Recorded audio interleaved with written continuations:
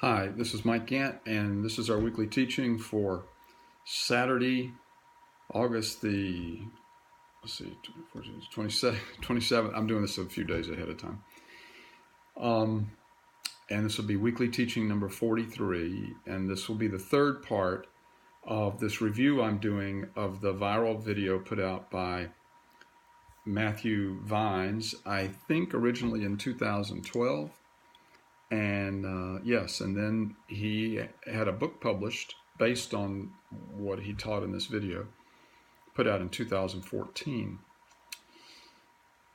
And of course, in 2015, the Supreme Court, in its Obergefell versus Hodges decision, redefined marriage exactly according to what Matthew and others wanted. So some of you might say, well, then why are you talking about this? Isn't that a settled issue? Well, if I believed that the Supreme Court was the supreme authority, I might think that, but they're obviously not. In fact, it was an unconstitutional ruling, just from an American government standpoint, because there's nothing in the Constitution that gives the Supreme Court the right to define or the right to redefine marriage. And, the Supreme Court is only there to settle disputes about the law when two parties are coming together and there's a disagreement about what the law is. But there is nothing in the Constitution about that. And so they basically usurped the people's right to formulate their own laws. Now, I would be willing, at least for discussion's sake, to concede that even if the Supreme Court had not ruled that way, that maybe eventually, more states would have passed that, or maybe Congress might have eventually passed a law. I don't think that would have happened anytime soon, but just for discussion's sake, let's say it did. Let's say Congress had passed a law. How would I feel about it then? Well, at least it would have not been in violation of American government, American law, but as it is, the Supreme Court ruling is a lawless ruling. But even if it had been done lawfully and had been passed by the Congress, would I still speak against it? Yes, of course I would. Why? Because it's wrong. Why is it wrong? Because human beings cannot change what God has decreed. Jesus himself said that. Let not man put asunder what God has joined together. So I'm reviewing this video of Matthew's, not so much to focus on him. I mean, Matthew's going to heaven, just like you're going to heaven. Everyone is going to heaven. But I'm reviewing it because it's a good way to show what's wrong with society's thinking today. Because what Matthew is expressing is pretty reflective of where most people are. Now, he's speaking ostensibly from a Christian standpoint, but and most people in society today aren't coming to this issue from a Christian standpoint. But he's really not either.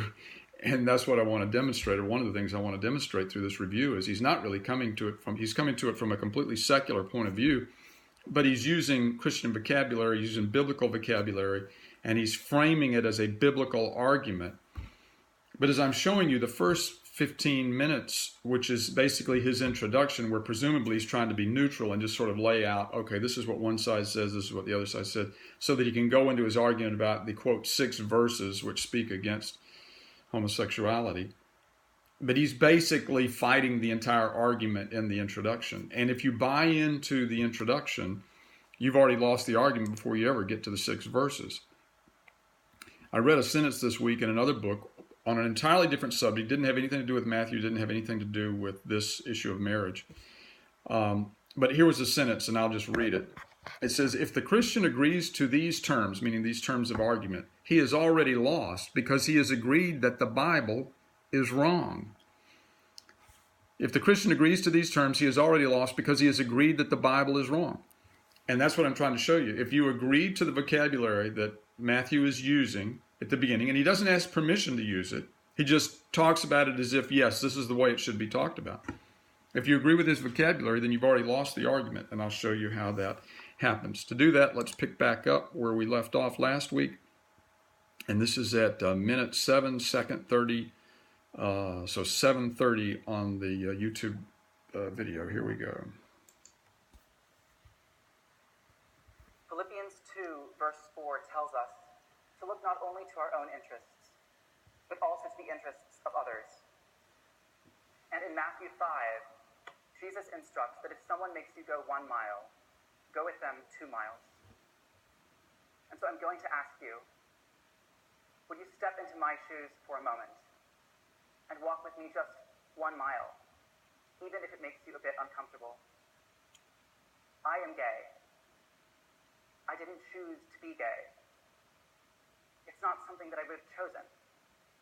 Not because it's necessarily a bad thing to be, but because it's extremely inconvenient. It's stressful. It's difficult. And it can often be isolating and lonely. To be different. To feel not understood. To feel not accepted. I grew up in as loving and stable of a family and home as I can imagine. I love my parents, and I have strong relationships with them both. Okay, I forgot to get a minute count on where I was going to go to. Okay, we're going to go to 9:03, so I got a little bit more to go here. So let me go back to it. No one ever molested or abused me growing up.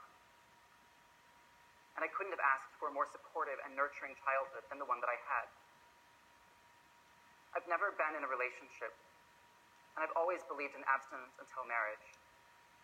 But I also have a deeply rooted desire to one day be married, to share my life with someone, and to build a family of my own. Okay, so this, by the way, strikes me as the most rhetorically effective part of Matthew's presentation. He's being very personal. He's opening up. He's all his emotions are on display, and he's a very winsome personality. And so he's basically saying, "Look at me, I'm hurting." And none of us, if we're normal human beings, we don't like the sight of someone hurting. We see someone suffering, we want to relieve the suffering. It's just a natural human thing to want to do. So on that basis, it's very appealing, and that's why I say his argument is emotionally manipulative. I'm not saying that he's necessarily insincere in how he's expressing himself. He could be 100% sincere. But his emotions have nothing to do with whether homosexuality is right or wrong. It has nothing to do with whether the Bible teaches that homosexual marriage is okay, which is the fundamental point that he wants to make. So it's irrelevant to the point. So to take the time to do this is rhetorically effective because it's emotionally manipulative, and you just have to watch out for that. I mean, I listen to him and I care about him. I'm sorry that he is uncomfortable, but my way of relieving his suffering is not to confirm his delusion, not to say there now. Yes, you should have whatever you want. A pedophile could make exactly the same argument as he's making, exactly the same argument. He could say, there aren't that. In fact, he could say there's fewer scriptures. Where are the scriptures in the Bible that condemn pedophilia? Now, most people would say, well, it doesn't need to be. Right, that's right. There doesn't need to be. But he is, he's using that argument exactly the way a pedophile would use it. Hey, I was born this way. I didn't ask for this. This is very inconvenient. I can't help it if I like young children. Now, I'm not saying Matthew is a pedophile, so please don't accuse me of that. I'm just saying that his argument would serve a pedophile just as well as it serves him, or anyone with some sort of base lust, that doesn't conform to the biblical pattern. Now, he says, I'm gay here. Here's an interesting point. He's already read Romans 1, which is one of the 6 verses he's going to read. But he read it earlier in his talk. And let's see, I'll quote him exactly. He says, this is what we listened to last week. And in the New Testament in Romans, Paul speaks of women, quote, exchanging natural relations for unnatural ones, and of men abandoning natural relations with women and committing shameful acts with other men. So he quotes that, but he does not seem to recognize that he's fulfilling those very words. Because when he says, I am gay, what is he saying? He is saying that he has abandoned the natural function of the woman and burned in his desire, for other men. So he's fulfilling this one of the scriptures that he's going to try to argue his way out of. When he says, I am gay, what is he saying? He's saying, that's who I am. Now, he's not saying I chose to be this way. He was saying I was made this way. He's implying that I was made this way. I did not choose it. So if he believes in God, what is he implying? He's implying that God made him this way. So homosexuality is condemned by God in the Bible, and yet here Matthew is saying God made him to be a homosexual. That'd be like me saying, I'm a sinner, therefore God has made me a sinner. God didn't make me a sinner. I make myself a sinner when I sin. So,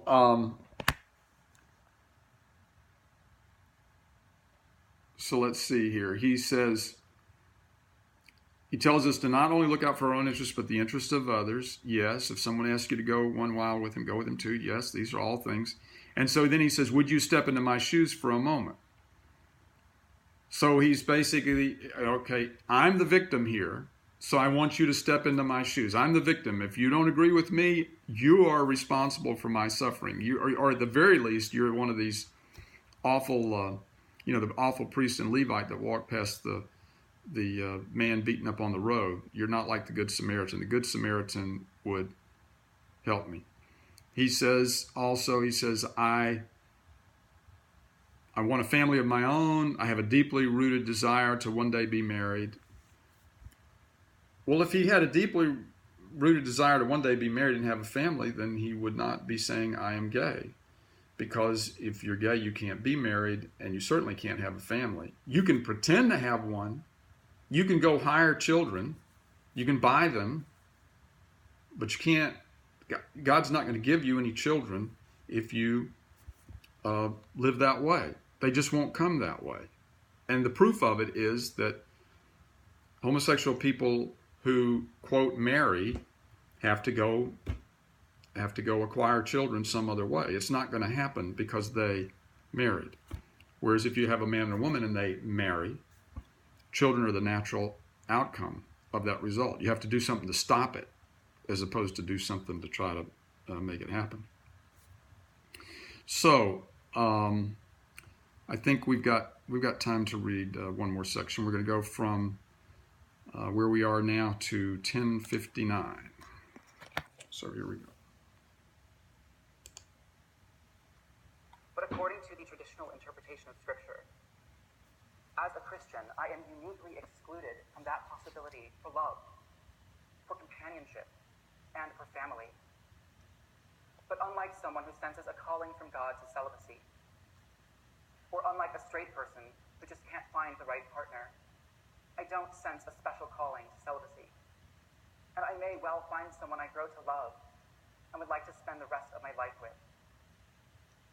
But if that were to happen, following the traditional interpretation, if I were to fall in love with someone, and if those feelings were reciprocated, my only choice would be to walk away, to break my heart, and retreat into isolation, alone. And this wouldn't be just a one-time heartbreak. It would continue throughout my entire life. Whenever I came to know someone whose company I really enjoyed, I would always fear that I might come to like them too much, that I might come to love them. And within the traditional interpretation of Scripture, falling in love is one of the worst things that could happen to a gay person. Because you will necessarily be heartbroken. You will have to run away. And that will happen every single time that you come to care about someone else too much. So while you watch your friends fall in love, get married, and start families, you will always be left out. You will never share in those joys yourself, of a spouse, and of children of your own. You will always be alone. Okay, he keeps pouring on the power here. Boy, this is emotionally strong.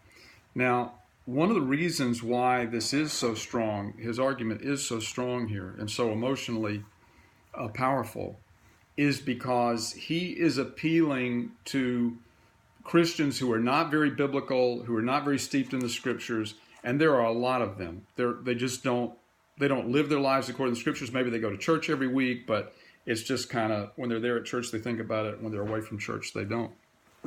Because, I say this because he's not using biblical terms. He's basically saying, look, you guys out there that aren't like me, you guys and gals, you get to fall in love. You get to pick who you want. And you get to spend the rest of your life with them if you want to. And I don't. And that's not fair. Now, none of that argument is biblical. There's nothing biblical about that. In fact, it's very anti-biblical, this idea, well, you get that, so I should get it too. That's selfish. He just, he quoted us a few minutes ago. We just heard him say, don't look out for your own interest, but for the interest of others. He's not looking out for the interest of others. He's looking out for his interest. And he's basically trying to get others to look out for his interest. It is so deceptive. At least to some degree, if not to a complete degree, he's completely deceived himself. He thinks he's doing the right thing, but he's using these scriptures to try to, what would be the word?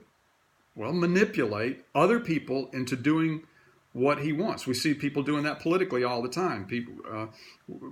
We have one political party that's pretty adept at trying to quote scripture to get other people to do what they want that gives them more power. Jesus was all about giving to the poor, but he was about giving to the poor from a free will and from generosity, not by being coerced by the government and people put on a guilt trip about it.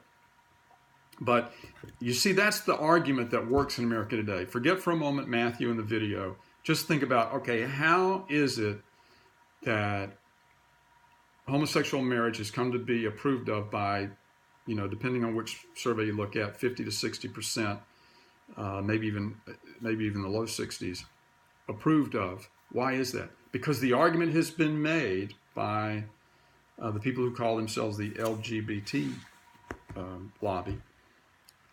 You guys get to do whatever you want. Why can't we do the same thing? And that people feel guilty when they hear that kind of argument. They are doing whatever they want. They're not living the biblical way.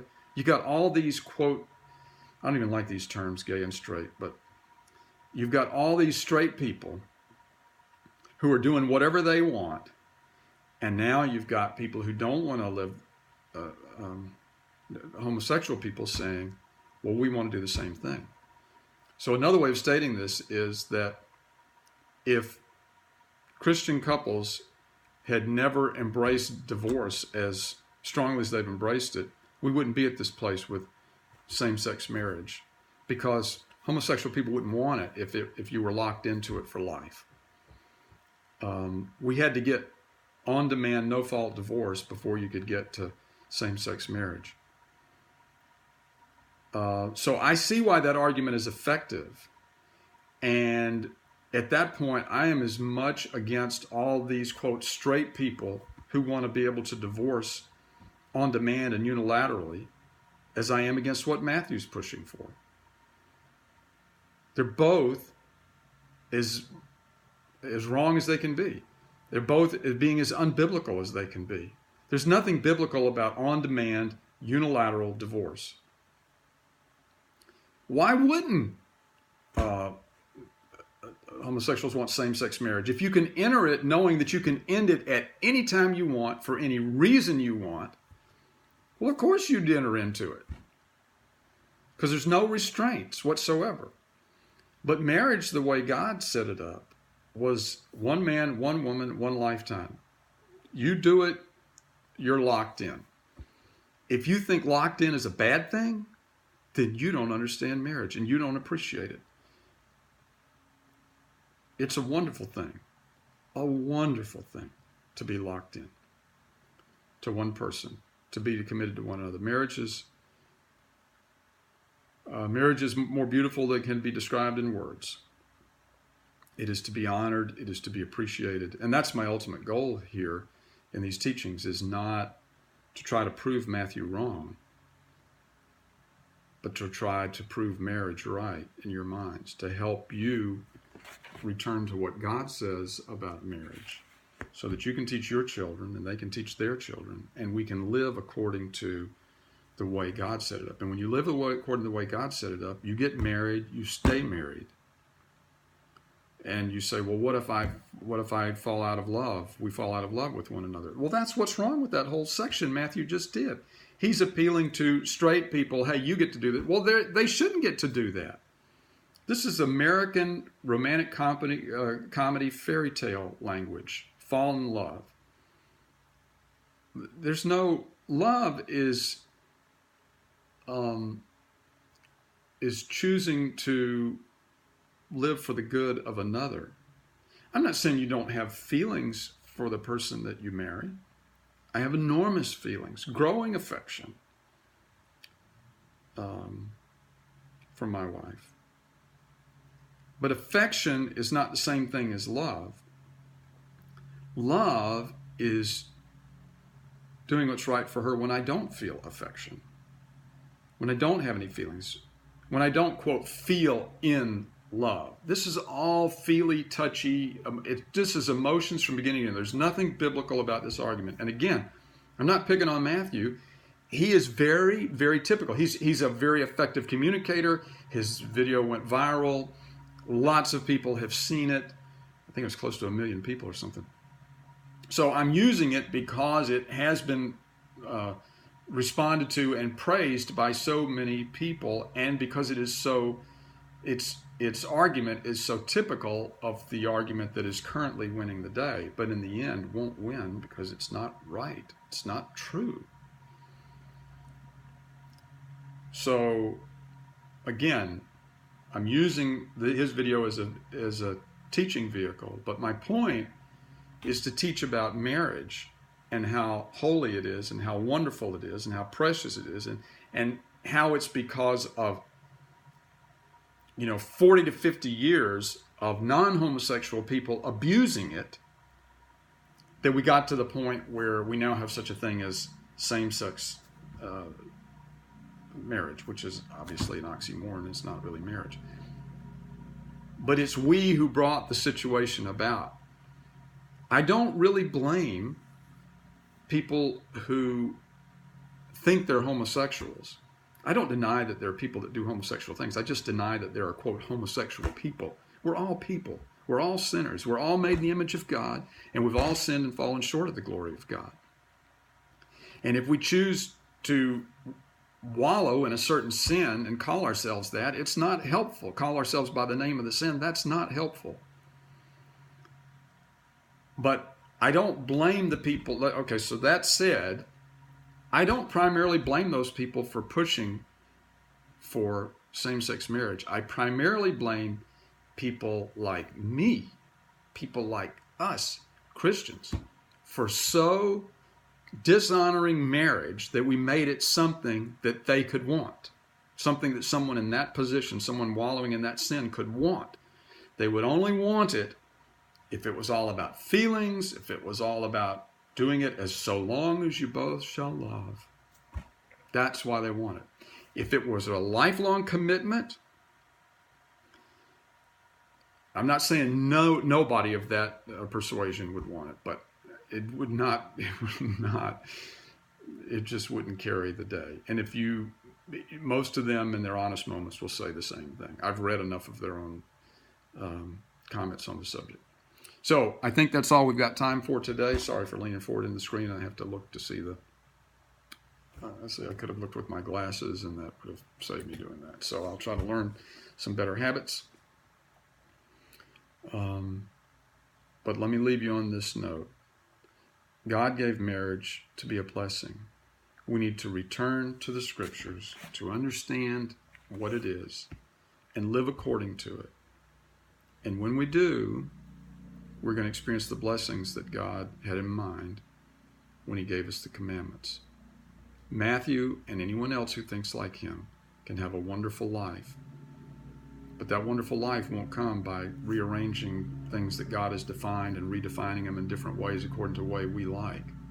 We got to take things the way God says they are and live according to them. God bless you.